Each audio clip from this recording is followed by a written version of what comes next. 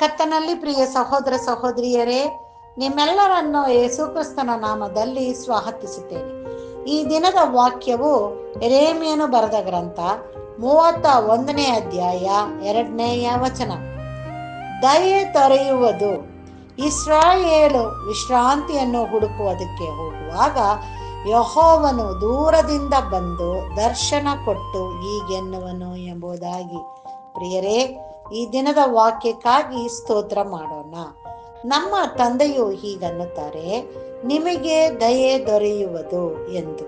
ನಾವು ವಿಶ್ರಾಂತಿಯನ್ನು ಹುಡುಕುವುದಕ್ಕೆ ಹೋಗುವಾಗ ತಂದೆಯ ದಯೆಯು ನಮಗೆ ಸಿಕ್ಕಿ ಆತನು ನಮ್ಮನ್ನು ದೂರದಿಂದ ಬಂದು ನಮಗೆ ಬಲಗೈಯನ್ನು ಆಧಾರವಾಗಿ ನೀಡಿ ನಮ್ಮನ್ನ ಸಮಾಧಾನದಿಂದ ಬಾಳಲು, ಆತನ ವಾಕ್ಯಕ್ಕೆ ಕಿವಿಕೊಟ್ಟು ನಡೆಯಲು ನಮ್ಮನ್ನ ಆಶೀರ್ವದಿಸುತ್ತಾನೆ. ಹೌದು ಪ್ರಿಯರೇ, ನಾವು ಏನು ಮಾಡಬೇಕು? ನಮ್ಮನ್ನೇ ಆತನಿಗೆ ವಿಧೇಯರಾಗಿ ಆತನಿಗೆ ನಮ್ಮನ್ನ ಒಪ್ಪಿಸಿ ಬಾಳುವಾಗ ಆತನ ಕೃಪೆಯು ದಯೆಯು ಯಾವಾಗಲೂ ನಮ್ಮ ಮೇಲೆ ಇರುತ್ತದೆ. ಪ್ರಾರ್ಥಿಸೋಣ. ನಮ್ಮನ್ನು ಬಾಳವಾಗಿ ಪ್ರೀತಿಸುವಂತ ನಮ್ಮ ತಂದೆಯಾದ ದೇವರೇ, ಈ ದಿನಕ್ಕಾಗಿ ನಿನಗೆ ಸ್ತೋತ್ರ ಸ್ವಾಮಿ. ಕೊಟ್ಟಂತ ವಾಕ್ಯಕ್ಕಾಗಿ ನಿನಗೆ ಸ್ತೋತ್ರ ಸ್ವಾಮಿ.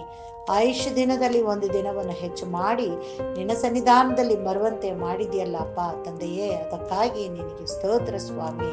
ಈ ದಿನದ ವಾಕ್ಯದ ಪ್ರಕಾರವಾಗಿ ನಮ್ಮನ್ನು ನಡೆಸು ಕರ್ತನೆ. ನಿನ್ನ ದಯೆಯನ್ನು ನಮಗೆ ತೋರಿಸು ಸ್ವಾಮಿ. ನಿನ್ನ ಕೃಪೆ, ಕನಿಕರ, ದಯೆ, ಪ್ರೀತಿಯಿಂದ ನಮ್ಮನ್ನ ಹಗಲಿರುಳು ಕಾಯುವಾತನೇ, ನಿನ್ನ ನಾಮಕ್ಕೆ ಅನಂತ ಸ್ತೋತ್ರ ಸ್ವಾಮಿ.